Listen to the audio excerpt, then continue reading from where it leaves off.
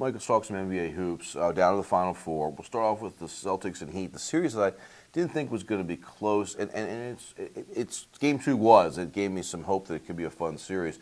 Really was hoping for the Celtics to split. I thought this was going to be a series. I think Doc Rivers really threw all in because Rondo it felt that way. Didn't get a break at all. It's like we're going to, and they were a little unlucky. I mean, they didn't get a couple calls at the end. I mean, Rondo getting raked in the face by Dwayne Wade was one that obviously the officials missed, and so they were a little unlucky. But you're right; it did feel like they threw all in. And you talk about it not being a close series. Well, even if there's a sweep, almost always some of the games are a couple of the games are going to be close and competitive, and that one certainly was. It feels like the Heat are in pretty good shape now, and it's kind of a shame because the Celtics are so beat up. I mean they're just so beat up. That's like game one. I thought it was too soon for them after the Sixers series. I wish they had a couple of days just for a better series for that. It went from playing Saturday night into the next round Monday. And the Bradley kid who would give them a body to maybe battle with Wade a little bit defensively. I think the absence of him is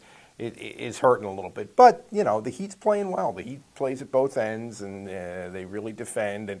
And if they get Chris Bosh back, it'll be interesting to see how effective he is and how they integrate him back in with the whole mix. I was really impressed with the way Rondo played as well. He had to be on fumes. Incredible. But, the Sixers in the series before that had purposely left him open, saying, hey, everybody's going to beat us with a jump shot. Let it be Rondo. And he hit him to his credit. And I don't fault the Sixers for that strategy. Well, he didn't hit him like he did the other night. He normally looks like he doesn't want to shoot. And yet on the other night against the Heat, it looked like he was determined to shoot. He's got a beautiful-looking mechanics. Yeah. I mean, he looks like a great shooter, and he was a great shooter the other night. He's an odd player, but a unique player, and sometimes an absolutely dominant player. I mean, he was phenomenal the other night. Yeah, I think sometimes you say he doesn't want to shoot. I think he's actually sort of bowing down or allowing the other guys to sort of step up on the team, the big three as they call them.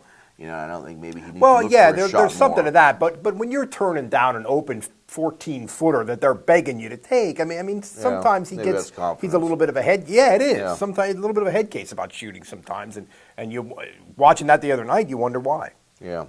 Now, the other series you talk about passing up shots, one of the fun things about the Spurs is the fact that they will pass up shots like 2 or 3 times. Like, that's an open shot. Why is he taking it? Any other NBA player would. And they'd find the better shot. And they did that in game one. It was so fun, almost the clink they were putting on at times.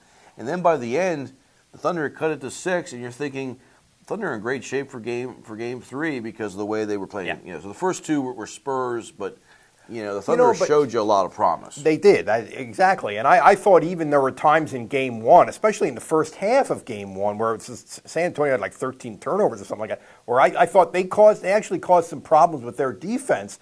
So I mean, I didn't think the first 2 games were. I think everybody was really in a hurry, sort of in the media talk show consensus. Everybody was sort of in a hurry to coronate the Spurs, and I thought those first 2 games there was enough positive for the Spurs to feel like this can still be a long series. And after last night, a 20-point win at home with Game 4 coming at Oklahoma City, it feels like it can be a long series. Well, I think it could be a good series. I was sort of, if I was a betting man, would have said Thunder is going to win Game 3, and I think they can win Game 4 too. Right. I'm curious. I liked the way the Thunder sort of responded and the adjustments they made. Now I'm curious to see what the adjustments are for the Spurs. And they're coming because they're just too smart, and they're just a wonderful basketball team. And the thing that I think is interesting, nobody's talking about.